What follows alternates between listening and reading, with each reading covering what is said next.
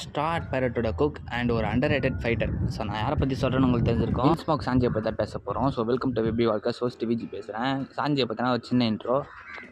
Star பைரட்டில் இருக்க எல்லாருக்குமே ஒரு டெஸ்டினி இருக்கும். ஸோ அதே மாதிரி நம்ம சாஞ்சியோட டெஸ்டினி என்ன அப்படின்னு சொல்லி கேட்டிங்கன்னா, குக்காக வருது அப்படின்னு சொல்லி கேட்டிங்கன்னா அது கிடையாது. இந்த ஒன் பீஸ் வேர்ல்டே மித்துன்னு சொல்லக்கூடிய அந்த ஆல் ப்ளூவை கண்டுபிடிக்கணும். ஸோ அந்த ஆல் ப்ளூவில் அப்படி என்ன இருக்குன்னு சொல்லிட்டு கேட்டிங்கன்னா, 4 கடலில் இருக்க 4 உயிரினங்களுமே அந்த ஆல் ப்ளூவில் இருக்கும். ஸோ அதை பார்த்திங்கன்னா சாஞ்சி பார்க்கணும் அப்படின்றது அவனோட டெஸ்டினி.